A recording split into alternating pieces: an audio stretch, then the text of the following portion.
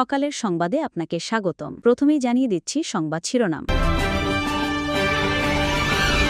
সামনে রেখে আনিসুল ইসলাম মাহমুদের নেতৃত্বাধীন জাতীয় পার্টির একাংশ এবং আনোয়ার হোসেন মঞ্জুর জাতীয় পার্টি জেপি সহ ২০ দলের একটি জোট আত্মপ্রকাশ করেছে।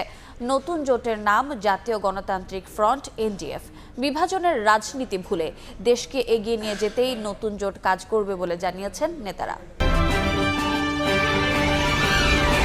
আরেকজন বেগম রোকেয়া তৈরি না হওয়ায় আক্ষেপ প্রকাশ করেছেন প্রধান উপদেষ্টা ডক্টর মোহাম্মদ ইউনূস। সকালে রাজধানীর ওসমানী স্মৃতি মিলনায়তনে রোকেয়া দিবসের অনুষ্ঠানে তিনি আরও বলেন, মহিষী নারীর দেখানো পথ ধরে এগিয়ে যেতে হবে। দেশ ও জাতি গঠনে নারীদের ভূমিকা রাখতে আরও সুযোগ করে দিতে হবে। এবছর রোকেয়া পদক পেয়েছেন ফুটবলার ঋতুপর্ণা চাকমা সহ 4 জন।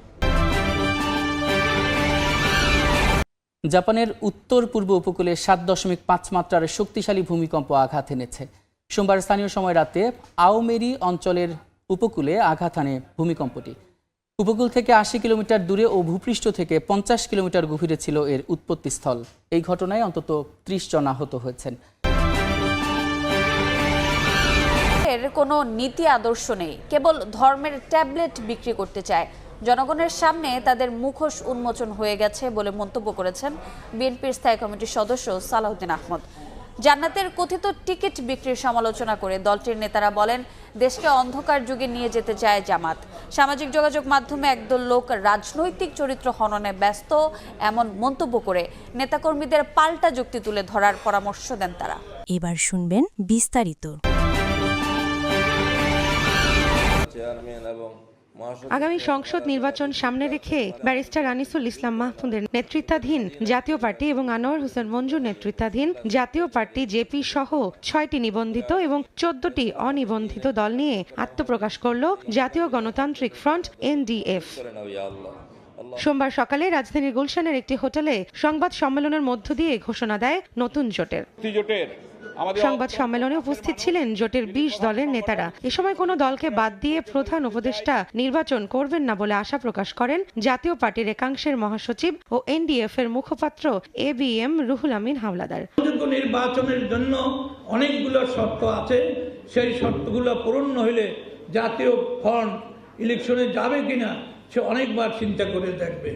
আমি আমার নির্বাচনের জন্য অনেকগুলো শর্ত আছে, সেই শর্তগুলো পূরণ হইলে জাতীয় ফ্রন্ট ইলেকশনে যাবে কিনা সে অনেকবার চিন্তা করে দেখবে।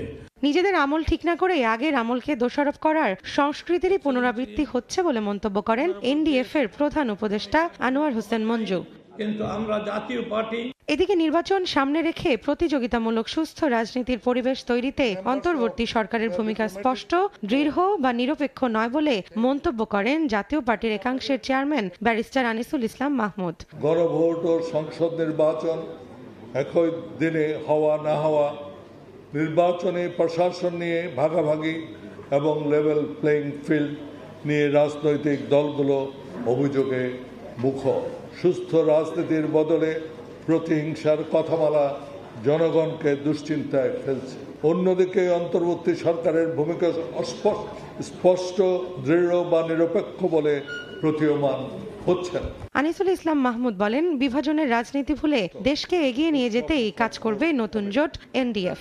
অথচ মানুষের সামনে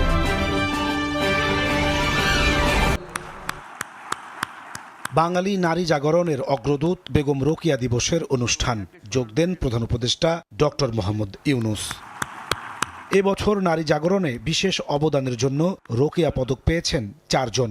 নারী শিক্ষায় বিশেষ অবদানের জন্য রুভানা রাকিব, নারীদের শ্রমাধিকারে অবদানের জন্য কল্পনা আক্তার, মানবাধিকারে বিশেষ অবদানের জন্য ডক্টর নাবিলা ইদ্রিস ও ক্রীড়ায় অবদান রাখায় জাতীয় নারী ফুটবল দলের খেলোয়াড় ঋতুপর্ণা চাকমার হাতে পদক তুলে দেন প্রধান উপদেষ্টা। প্রধান অতিথির বক্তব্যে 100 বছরেও আরেকজন বেগম রোকেয়া তৈরি না হওয়ায় আক্ষেপ করেন ডক্টর ইউনূস। আমরা 100 বছর পরেও আরেকজন রোকেয়া সৃষ্টি করতে পারি নাই, এটা আমাদের দুর্ভাগ্য। তিনি যেসব দিক নির্দেশনা দিয়ে গেছেন, যেসব স্বপ্ন দেখিয়ে গেছেন, সেই স্বপ্নকে আমরা আমলে আনতে পারি নাই। কথা বলেছি, অগ্রসর হতে পারি না। জুলাই গণ অভ্যুত্থানে নারী নেতৃত্বের প্রশংসা করে প্রধান উপদেষ্টা বলেন, দেশ ও জাতি গঠনে নারীদের ভূমিকা রাখতে আরও সুযোগ তৈরি করে দিতে হবে। আমাদেরকে স্পেস ছেড়ে দিতে হবে। মেয়েরা এসছে, তারা যার জায়গায় দখল করবে, নেতৃত্ব দেবে, সেটা অলরেডি গণ অভ্যুত্থানে দেখিয়েছে। আজকে আমাদের সামনে যারা বসে আছে তারা আমাদেরকে বের করে আনবে। বেগম রোকেয়া যে ডাক দিয়েছিল, সেই ডাক 100 বছর পরে হলেও এখানে যেন শোনা যায়। মহিলা ও শিশু বিষয়ক মন্ত্রণালয়ের নাম পরিবর্তন করে নারী ও শিশু বিষয়ক মন্ত্রণালয় রাখা হয়েছে। আমাদের সোমবার স্থানীয় সময় রাতে শক্তিশালী ভূমিকম্পে কেঁপে ওঠে জাপান। দেশটির আবহাওয়া সংস্থা জানিয়েছে, ভূমিকম্পের কেন্দ্র আওমোরি অঞ্চলের উপকূল থেকে 80 কিলোমিটার দূরে এবং 50 কিলোমিটার গভীরে। স্থানীয়রা জানান, অন্তত 30 সেকেন্ড ভূকম্পন অনুভূত হয়েছে। এরই মধ্যে জাপানের হোক্কাইদো, আওমোরি ও ইয়াওতে অঞ্চলের উপকূলে 3 মিটার পর্যন্ত সুনামি ঢেউয়ের সতর্কতা জারি করেছে স্থানীয় প্রশাসন। প্রশান্ত মহাসাগরীয় সুনামি সতর্কীকরণ কেন্দ্র জানিয়েছে, জাপান ও রাশিয়ার উপকূলে কেন্দ্রস্থলের 1000 কিলোমিটারের মধ্যে বিপজ্জনক ঢেউ আছড়ে পড়তে পারে। যদিও পরে সে সতর্কতা তুলে নেওয়া হয়, তবে জাপানের উত্তরাঞ্চলে আরও শক্তিশালী ভূমিকম্পের সতর্কতা জারি করা হয়।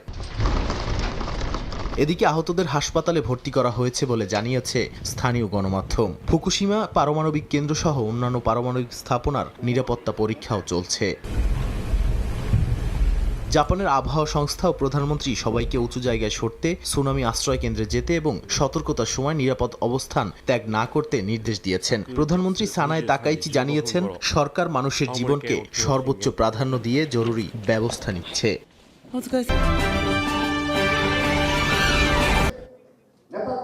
জাতীয় নির্বাচন সামনে রেখে বিএনপির দেশ গড়ার কর্মসূচির দ্বিতীয় দিনের আয়োজনেও ছাত্রদল নেতাকর্মীদের সঙ্গে মতবিনিময়। সোমবার সকালে রাজধানীর কৃষিবিদ ইনস্টিটিউট মিলনায়তনে দিনের উদ্বোধনী পর্বে যোগ দেন বিএনপির স্থায়ী কমিটির সদস্য সালাহউদ্দিন আহমদ ও সিনিয়র যুগ্ম মহাসচিব রুহুল কবির রিজভী। এ সময় জান্নাতের কথিত টিকিট বিক্রির সমালোচনা করে বিএনপি নেতারা বলেন, ধর্মের নামে মানুষকে বিভ্রান্ত করছে নীতি আদর্শহীন একটি দল। তারা ইউরোপের মধ্যযুগকে, অন্ধকার যুগকে ফিরিয়ে নিয়ে আসতে চাচ্ছে। জামাতে ইসলাম আজকে ধর্মের নামে যে ব্যবসাটা করছে, মানুষকে বিভ্রান্ত করছে, তার একটা উপযুক্ত জবাব আপনারা ওই জান্নাতের টিকিটটাকেই আপনারা ঠিক মতো তার প্রতি উত্তর দিতে পারবেন। যারা বিনা কষ্টে জান্নাতে যেতে চাচ্ছেন, সেটার বাস স্টেশন কোথায় একটু আগে জেনে নেবেন। আমাদের ধর্ম ব্যবসায়ী বন্ধুদের উদ্দেশ্যে বলা হয়ে গেল মনে হয়। তারা কেবলই বলছে যে এখানে একটু মার্কাতে ভোট দিলে তরতরাইয়া জান্নাতে যাবে, তার আগে ইহকালে কিভাবে চলবে এর কোনো বক্তব্য নাই। কদিন আগে অবশ্য খুলনাতে এক বন্ধুকে যোগদান করিয়েছে, আমি অবশ্য এর বেশি বলবো না। যেই দলের কোনো নীতি আদর্শ নেই, কোনো পরিকল্পনা নাই, শুধুমাত্র ধর্মের নামে একটা ট্যাবলেট বিক্রি করে জনগণের সাথে প্রতারণা করার পরিকল্পনা করছে, তাদেরকে জনগণ ইতিমধ্যে চিনেছে, তাদের মুখোশ উন্মোচিত হয়েছে। সামাজিক যোগাযোগ মাধ্যমে রাজনীতিকদের চরিত্র হননের সমালোচনা করেন বিএনপির স্থায়ী কমিটির সদস্য সালাহউদ্দিন আহমদ। প্রশ্ন তোলেন বিদেশে থাকা কোনো কোনো অ্যাক্টিভিস্টের দায়িত্ববোধ ও দেশপ্রেম নিয়ে। সবচেয়ে বেশি কাউন্টার ফাইটটা ওখানে দিতে হবে এখন, কারণ যে 2-4 লাইন লেখে কিছু কিছু বুদ্ধা, জানুক আর না জানুক, বিদেশ থেকে কেউ কেউ এভাবে এমনভাবে লিখছে যেন তারাই হচ্ছে সবচেয়ে জ্ঞানের জাহাজ, বাকি সব মূর্খ, এবং তারা যা বলছে এগুলো তাদের একটা ক্লাস চর্বিত চর্বণ করে ছাড়ছে। কোনো অ্যাকাউন্টেবিলিটি নাই, কোনো রেসপন্সিবিলিটি নাই, দেশপ্রেমের কোনো বালাই নাই। বিএনপির স্থায়ী কমিটির সদস্য বলেন, গণতান্ত্রিক যাত্রায় যারাই বাধা তৈরি করবে তাদেরই প্রত্যাখ্যান করবে জনগণ। এই গণতান্ত্রিক উত্তরণে যারাই বাধার সৃষ্টি করবে বিভিন্ন ইনিয়ে বিনিয়ে, তাদেরকে জনগণ প্রত্যাখ্যান করবে বলে আশা করি।